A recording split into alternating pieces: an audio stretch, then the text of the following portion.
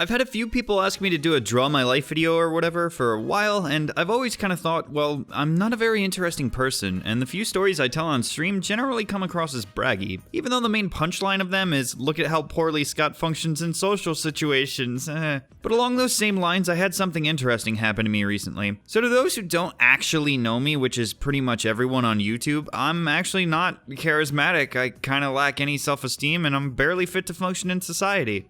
Crazy, right? I suffer from pretty bad social anxiety and depression. Most of my time I just spend in my apartment pumping out video after video, cause work is just kind of a constant and is yet to betray me. It's rare that I go out, especially considering I'm stuck in this frozen gray wasteland known as Michigan. You know what goes great with depression? Gray depressing days so you can have the world around you look as gray as you feel. But I digress. Over the years, I've tried bettering myself, and unfortunately, a lot of this meant that along the journey, I had either alienated people too much, or I had come to realize how toxic some of the people around me were. But ultimately, it's made it so I really only have a few friends left here in Michigan. One of the few was having a birthday party. It was her boyfriend, another of her friends, and their work pal, and, well, me.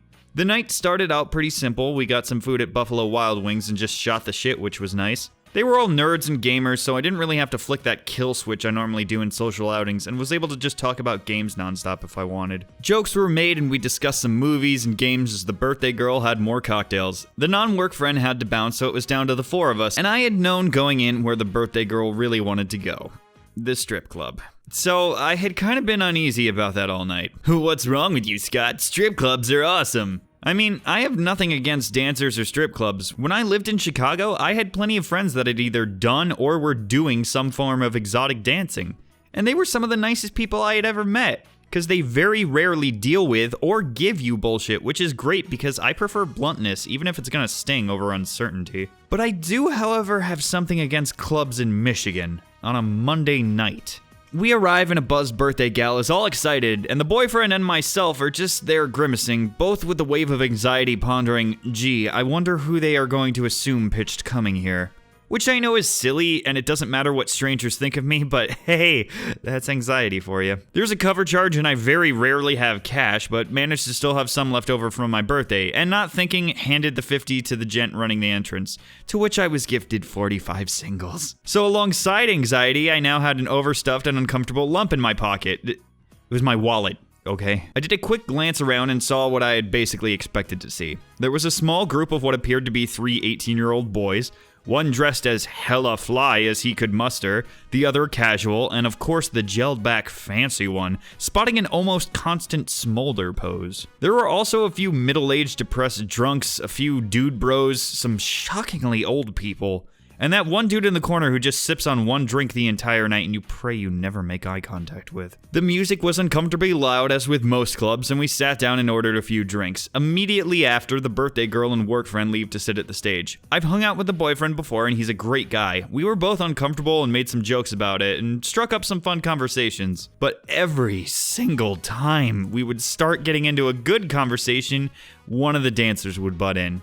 I get it. I know how clubs work. You want us to pay for lap dances. I've worked as a waiter in the past, and again, having those friends that have worked as dancers makes you kind of wise to their behavior. If it wasn't obvious already, here's a dirty spoiler. You're not interesting to them. Or let me rephrase. I know I'm not interesting to them. Because before they butted in, our conversation was basically going like, honestly, I don't get why everyone complains about the water temple. Like, even to this day, there are still Zelda jokes to, hey guys, how we doing tonight? Sports! Oh, hello, we were just talking about man stuff, you see.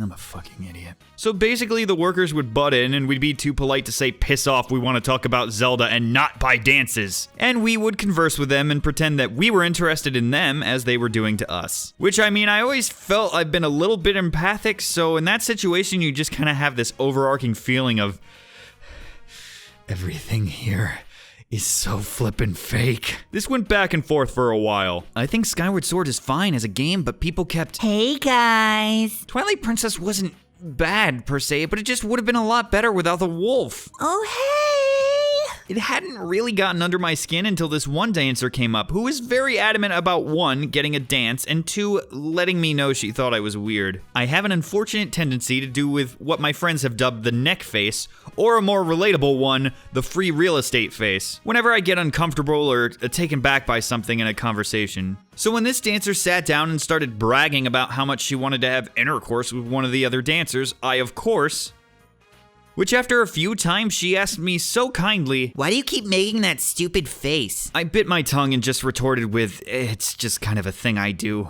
To which she eloquently responded, "Well, it's dumb looking. You really shouldn't do that." which of course just invoked said dumb-looking face. This girl just wouldn't leave, too, and a frequent topic seemed to be, look at how uncomfortable this idiot is. Another thing a lot of people don't know is I actually rather dislike physical contact. It takes me a while to even hug friends hello or goodbye when I see them at conventions, and anyone who's ever watched me stream with my girlfriend gets a taste of my feelings for PDA. But in a club where the dancers try to win your affection because affection equals lap dances and lap dances equals loads of money, they tend to do a lot of tiny physical flirtatious gestures such as hand on leg, hand on arm, or a playful brush, what have you. So every time this was done to me, I generally try and brush it off or be noticeably uneasy. Which of course led to, "Why do you keep moving away from me? Do you hate me? Do you not think I'm attractive?" and I tried to explain I'm just not big on physical affection, which I get it, a guy in a strip club not wanting to be touched? But even so, her response was, "Oh, you need to get over it. Here, let me hold your hand." "That's some loose shit.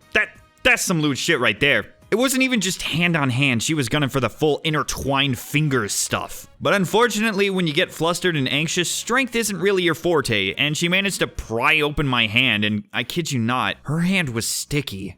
"This isn't so bad, right?"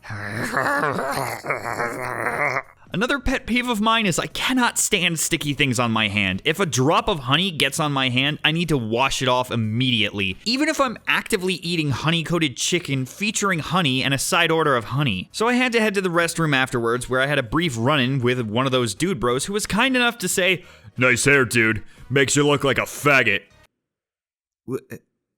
What? Why? I kind of slumped back to the table and regaled his comments, to which I then had to convince the now drunk birthday girl to not go and beat up the guy. The rest of the night continued mostly the same, and the only other noteworthy thing was the drunk birthday girl had friended the 18-year-olds, who then hit on her and talked down to the boyfriend, which we both just kind of laughed at since he obviously wasn't threatened by them. Later, those boys went on to buy lap dances, and I'm still haunted by the looks on their faces. Oh, God, look at them. We were about to leave, and I had gone outside already to clear my head. A little before my friends joined me, those boys left as well, and I heard their giddy voices say, "Dude, did you see it? Her vagina was right up on me." Yeah, I'm not leaving my apartment anytime soon.